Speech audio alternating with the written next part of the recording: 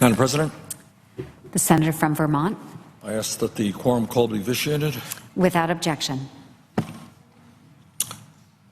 Madam President, one of the great moral issues of our time is the global crisis of climate change. And let me be very clear about climate change. Climate change is not a Democratic issue or a progressive issue. It's not a Republican issue or a conservative issue. What it is an issue that has everything to do with physics. It's an issue of physics.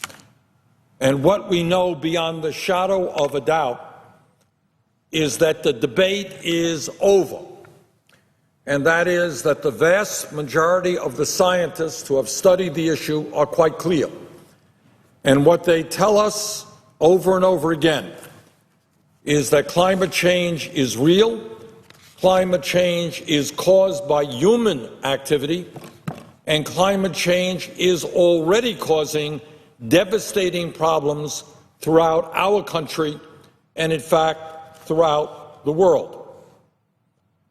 And what the scientists also tell us is that we have a relatively short window of opportunity to bring about the fundamental changes that we need in our global energy system to transform our energy system from fossil fuel to energy efficiency and sustainable energy. We have a limited window of opportunity. And what the scientists are telling us very clearly is if we do not seize that opportunity, if we do not lead the world, working with China, Russia, India, and other countries, in transforming the global energy system, the planet that we leave to our children and our grandchildren will be significantly less habitable than the planet we enjoy. And my nightmare is that 20, 30, 40 years from now, our kids and our grandchildren will look members of the U.S. Senate in the eye, U.S. House in the eye, and they will say, the scientists told you what would happen and you did nothing. Why did you not react? How hard was it to stand up to the fossil fuel industry and transform our energy system away from coal and oil into energy efficiency and wind, solar, geothermal, and other sustainable energies? Pope Francis recently made what I thought to be a very profound statement, and that he said that our planet is on a suicidal direction in terms of climate change. What a frightening and horrible thought. How irresponsible can we be to ignore what the entire scientific community is saying? And I know that there are many of my colleagues who refuse to acknowledge the reality. And let me just simply say this. As perhaps the most progressive member of the United States Senate, I have differences with my Republican colleagues on virtually every issue. That goes without saying. But there is something very different, Madam President, about this issue. And that is, I have been in hearings with my Republican colleagues where I've heard doctors and scientists talk about cancer, about Alzheimer's, about diabetes, about all kinds of illnesses. And yeah, I may disagree with my Republican colleagues about how we go forward, how much we should fund into the NIH. But I've never heard my Republican colleagues attack doctors or researchers or scientists for their views on cancer research or Alzheimer's research. As I do, they respect that research.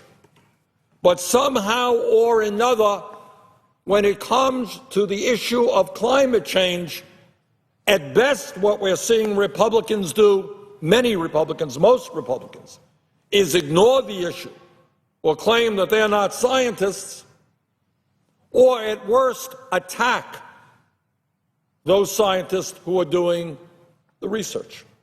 Now, why is that? Why is that? Why is it that my Republican colleagues accept the research on cancer, on Alzheimer's, on all kinds of illnesses? They respect scientists who are working in all kinds of areas. But somehow or another, when it comes to the issue of climate change, my Republican friends are in denial. And what I will say, Madam President, is this has nothing to do with science, and it has, sadly and tragically, everything to do with our corrupt campaign finance laws, which allow large corporations and billionaires to contribute as much money as they want into the political process. And the reality is, in my view, that any Republican, and I happen to believe that many Republicans understand the truth about climate change, but I also believe that any Republican who stood up and said, you know what, I just talked to some scientists, or I just read some of the literature, and you know what, this climate change is real, it's dangerous, we've got to do something about it.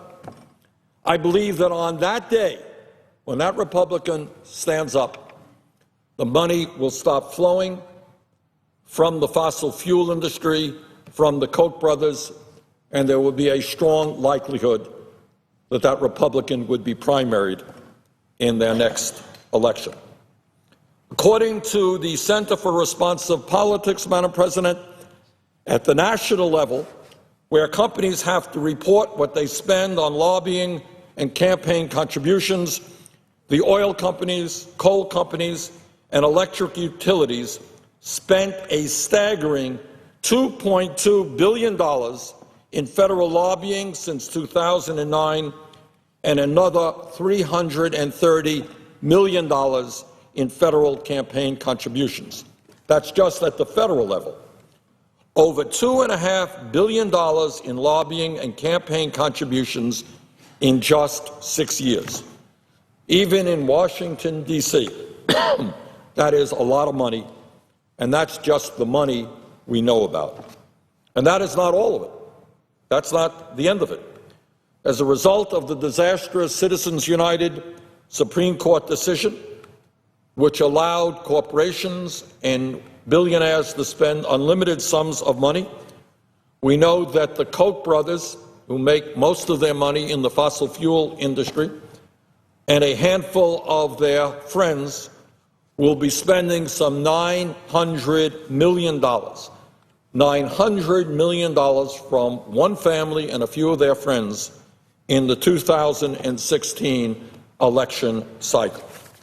And clearly one of the reasons that they are investing so much in this election cycle is because they intend to continue doing everything that they can to make sure that Congress does not go forward to protect our kids and our grandchildren against the ravages of climate change.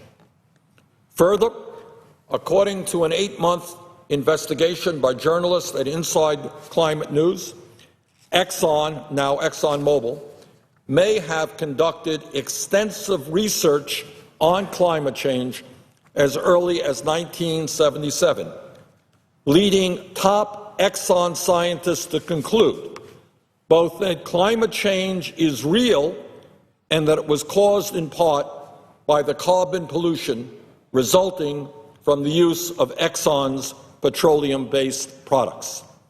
In addition, the purported internal business memoranda accompanying the reporting asserted that Exxon's climate science program was launched in response to a perceived existential threat to its business model. In other words, the scientists at ExxonMobil, who are scientists, discovered the truth And upon hearing the truth, what ExxonMobil did was to pour millions of dollars into organizations whose main function was to deny the reality of climate change. Madam President, the efforts to transform our energy system are taking place not only here in Washington, nation's capital, but at the state and local level as well. In states like Arizona and Florida, roadblocks are being put up to stop people from gaining access to renewable energy sources like wind and especially rooftop solar. In states like Arizona and Florida, many of our southern states with huge solar exposure, there is huge potential for solar, and yet now you're seeing politicians at the behest of the fossil fuel industry put roadblock after roadblock to make it harder for people to move to solar or to wind.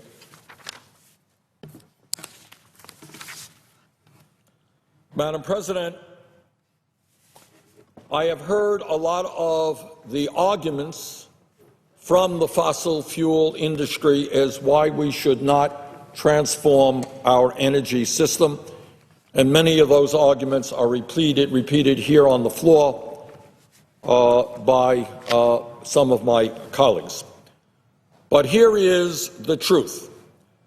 The truth is that it turns out that transforming our energy system away from fossil fuel into energy efficiency and sustainable energy will create a significant number of new and decent paying jobs, and it will lower energy bills in communities all across this country.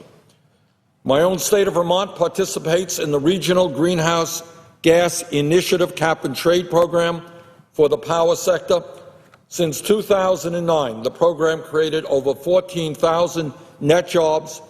Carbon pollution levels have dropped by 15% at the same time that consumers, businesses, and other energy users saw their electricity and heating bills go down by $459 million. The majority of those savings came from energy efficiency. All the while, jobs were created, not exported, and we relied on clean domestic energy instead of oil from the Middle East. Energy efficiency clearly makes an enormous amount of sense. It is clearly the low-hanging fruit as we transform our energy system. I have been in homes in Vermont that have been effectively weatherized, and you are seeing energy bills, heating bills drop by 50%, people in those homes living in more comfort, and jobs being created by those people who install the installation and the other energy efficient tools, not to mention all of the folks who are manufacturing the insulation and the windows and the efficient roofing. According to the American Council for an Energy Efficient Economy, energy efficiency provides a larger return on investment than any individual energy source, because for every dollar invested in energy efficiency, we see $4 in total benefits for all consumers. For every $1 billion invested in efficiency upgrades, we see a creation of 19,000 direct and indirect jobs. These numbers are great, Madam President, and they speak for themselves. But acting on climate change is also a moral obligation. While we will all suffer all over our country and all over the world the impacts of climate change, the sad truth is that climate impacts fall especially hard upon the most vulnerable people in our society. Minority and low-income communities in the United States are disproportionately impacted by the causes of climate change.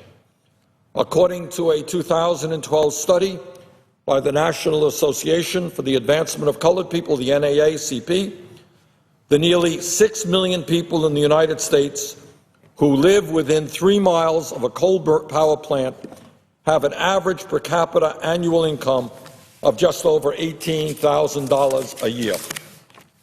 Among the people who live within 3 miles of a coal power plant, 39% are people of color, while people of color comprise only 36% of the total population of the United States.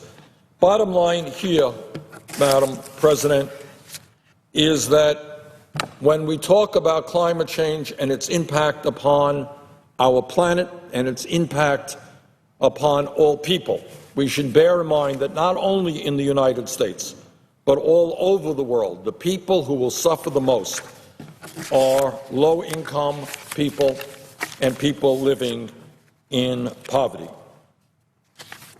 Madam President, I have introduced, or will shortly introduce, legislation called the American Clean Energy Investment Act of 2015. The prices, and this legislation is built upon the fact that the prices for wind and solar power have plummeted over the last decade, cutting carbon pollution and creating tens of thousands of new jobs in the process. Meanwhile, the fossil fuel industry benefits from permanent subsidies worth tens of billions of dollars each year.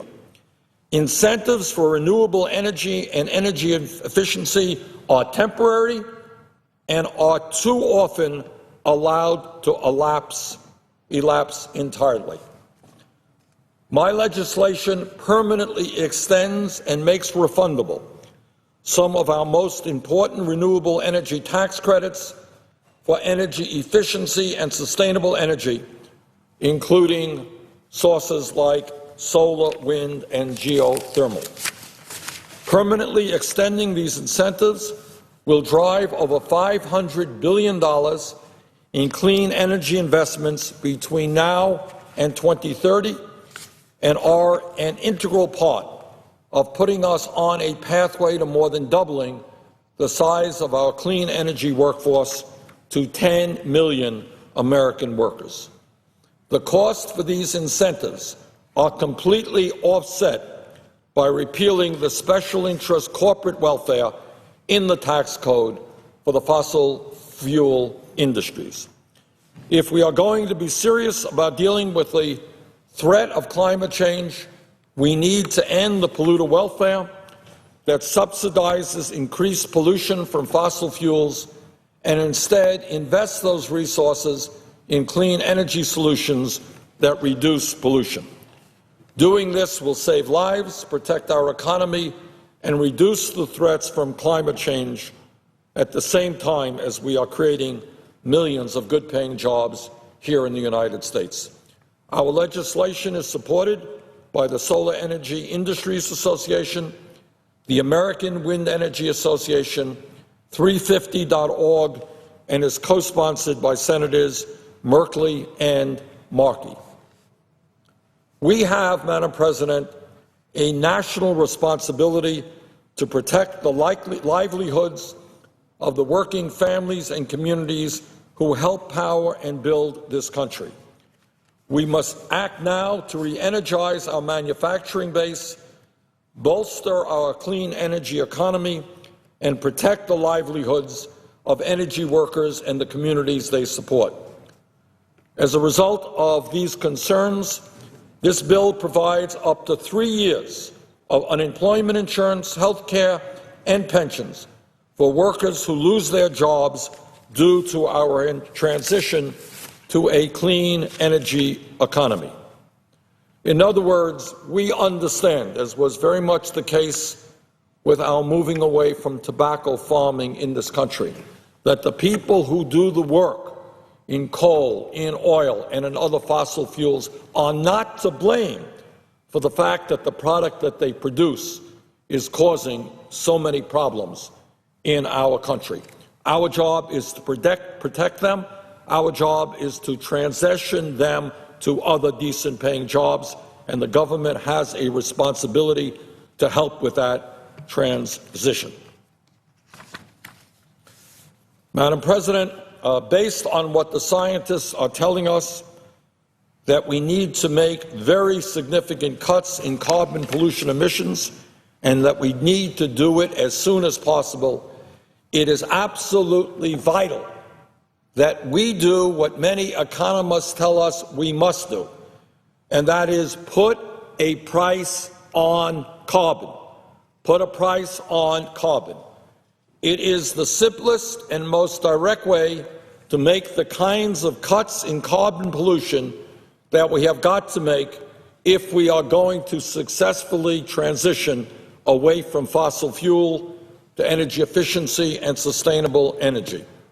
And that is why, within the Climate Protection and Justice Act that I am introducing, there will be a tax on carbon. Directly pricing carbon is a key part of the solution of transforming our energy system.